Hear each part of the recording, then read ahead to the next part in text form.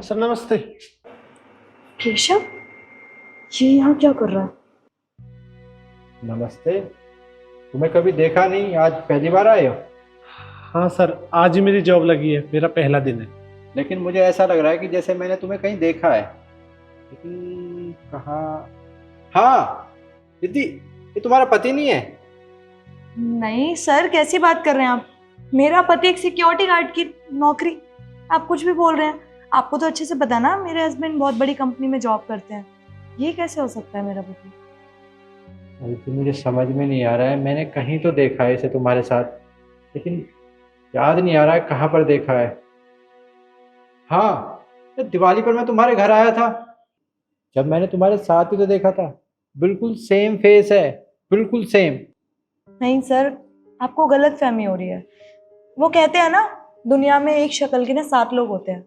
और आप खुद सोचिए ना सर, मैं इतनी बड़ी कंपनी में जॉब कर रही हूँ, मेरा हस्बैंड एक सिक्योरिटी गार्ड की नौकरी क्यों ही करेगा? हाँ सर, मैडम जी बिल्कुल ठीक कह रही है। मैं तो आज यहाँ पर पहली बार आया हूँ। मैडम जी को भी मैंने पहली बार देखा और आपको भी। और सर आप खुद बताइए, अगर मेरी पत्नी इतनी अच्छी जगह पे काम कर रही होती तो मैं सिक्योरिटी गार्ड थोड़ी ना होता। अरे मेरी ऐसी किस्मत कहाँ सर। चलो, मुझसे कुछ गलती हो रही होगी, तुम अपना काम करो। चलो।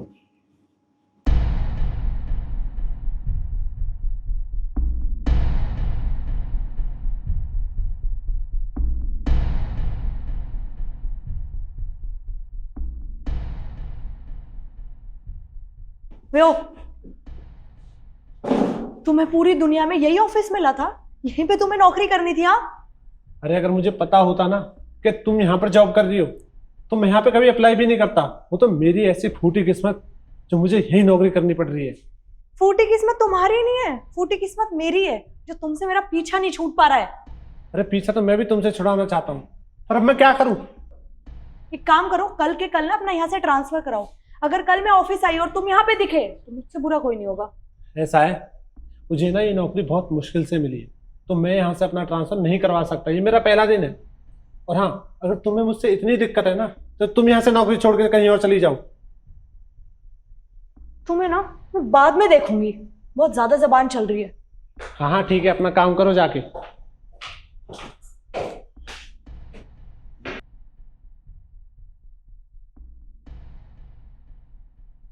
मुझे समझ में नहीं आ रहा है, मैंने सिक्योरिटी गार्ड को कहाँ देखा है।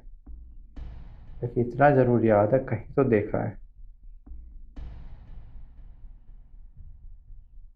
हम्म। रमेश, सिक्योरिटी गार्ड को मेरे ऑफिस में भेजो अभी।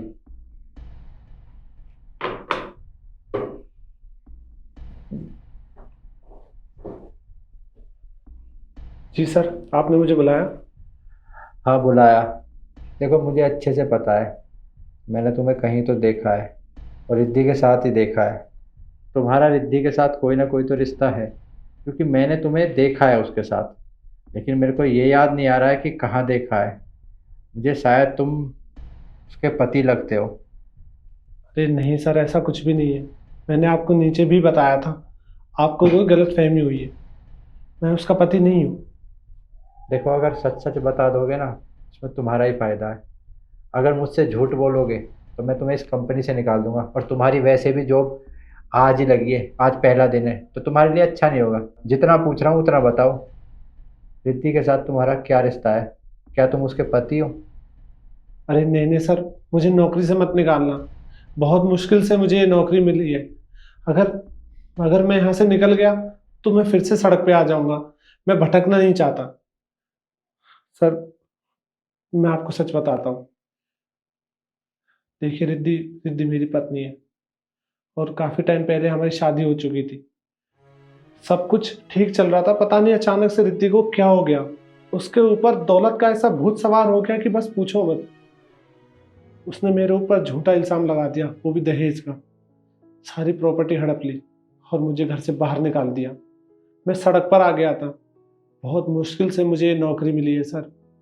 अगर ये नौकरी भी मेरे हाथ से निकल गई तो मुझे भीख मांगने की नौबत आ जाएगी। आप ऐसा मत कीजिएगा।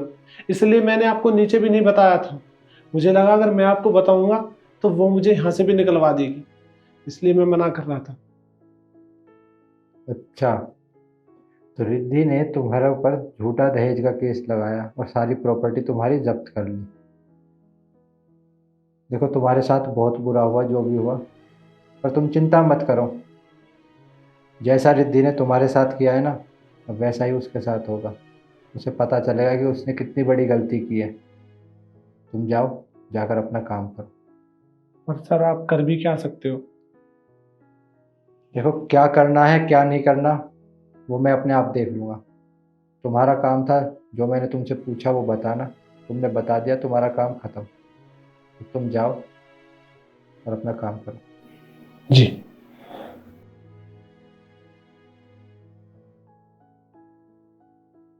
रिद्धि को तो मुझे सबक सिखाना पड़ेगा। इतना बड़ा धोखा दिया अपने पति को।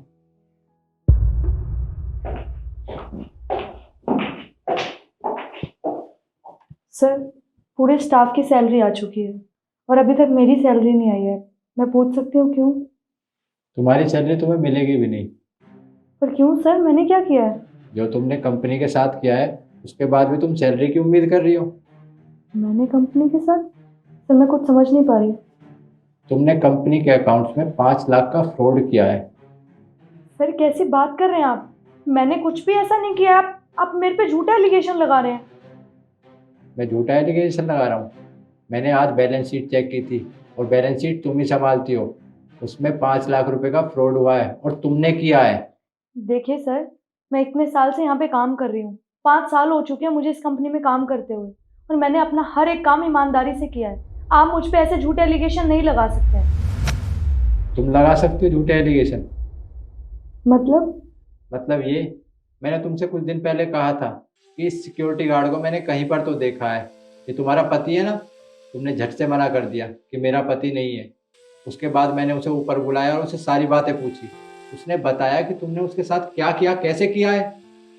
तुम्हें बिल्कुल भी शर्म नहीं आई?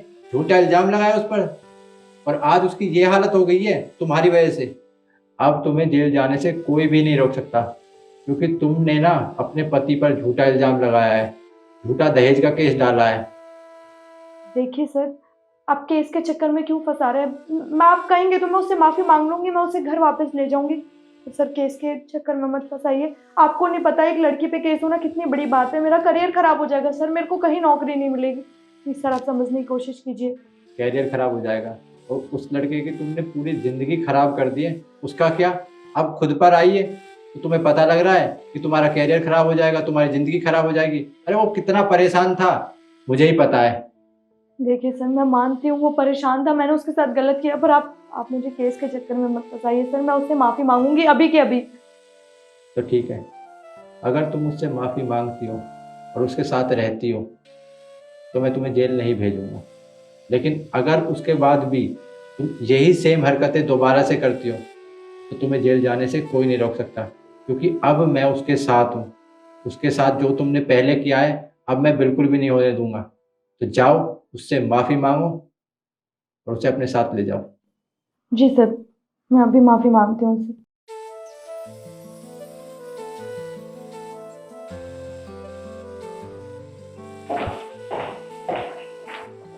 केशव,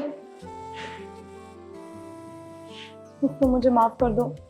मुझसे बहुत बड़ी गलती हो गई।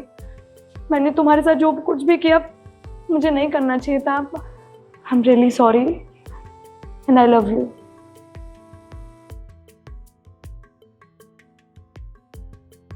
घर चले? हाँ, हम एक काम करते हैं, हम घर चलते हैं, घर जाकर बात करते हैं। चलो।